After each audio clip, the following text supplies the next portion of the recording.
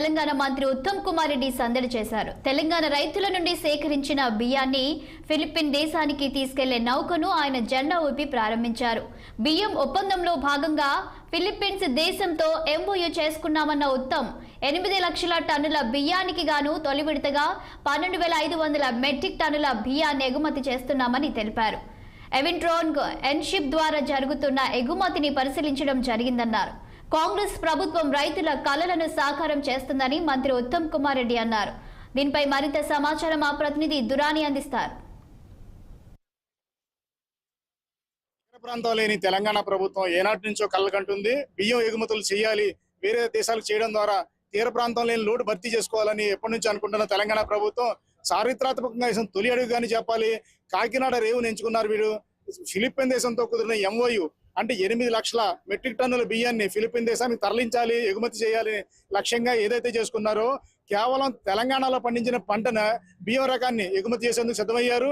ఇందులో భాగంగా ప్రస్తుతం అయితే తొలి దశలో 12,500 మెట్రిక్ టన్నుల బియ్యాన్ని ఎగుమతి చేస్తున్నారు. ఇందులో భాగంగానే ఎవరైతే ఉన్నారో ఇరిగేషన్ మరియు సివిల్ సప్లై శాఖ మంత్రి తెలంగాణ ఉత్తమ్ కుమార్ రెడ్డి వచ్చారు. వారు ఈ నౌకని పచ్చజెండా ఊపి అనంతరం ఎగుమతులకు సిద్ధంగా చేస్తున్నారు. మరో 3 రోజుల్లో ఈ నౌక పూర్తి స్థాయిలో 12,500 మెట్రిక్ టన్నులు లోడ్ చేసుకుని రవాణాకు సిద్ధమవుతుంది. ఈ దశలో ఏ విధంగా ఎగుమతులకి సిద్ధమవుతున్న నౌకను పరిశీలించేందుకు ఉత్తమ్ కుమార్ రెడ్డి వచ్చారు. తెలంగాణ ప్రభుత్వ పౌర సరఫరాల శాఖ మంత్రి ప్రస్తుతం అయితే కనుక ఈ నౌకల పరిస్థితులన్నీ గమనించి చాలా సంతృప్తికర తన భావన వ్యక్తం చేస్తూనే భవిష్యత్తులో తెలంగాణలో బియ్యం ఎగుమతులు విరివిగా పండుతున్నాయని ఏదైతే తమ ప్రభుత్వం లక్ష్యంగా చేసుకుందో అదంతా ఆ స్థాయిలో బియ్యం వస్తుంది కాబట్టి ఇంకా మరింత ముందుకు పెద్ద స్థాయిలో ఎగుమతులు చేపడతామని తెలంగాణ రైతుల మీద మొఖాల మోంపోయిన చిరునవ్వు చూడాలని తమ లక్ష్యంగా ఉత్తమ్ కుమార్ రెడ్డి చెప్తున్నారు. వీడియో జర్నలిస్ట్ చిన్నీతో నదీం ఖాన్ దురాని, కాకినాడ సీపోర్ట్. ప్రతి పంటకి గతానికంటే ఎక్కువ పంట పండించే విధంగా మా ప్రభుత్వం పాలసీస్ అవలంబించింది. ఆ విధంగా భారతదేశంలోనే ఇప్పుడు తెలంగాణ రాష్ట్రంలో వరి ధాన్యం మరి ప్యాడీ ప్రొడక్షన్ ఇది highest in the country now. మీకు కొన్ని ఫిగర్స్ ఇవ్వాలంటే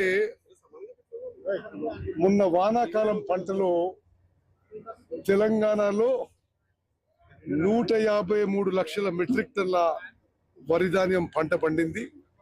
ఇప్పుడు యాసంగిలో 122 లక్షల మెట్రిక్ టన్నుల వరి ధాన్యం పండే సూచనలు అవపడుతున్నాయి.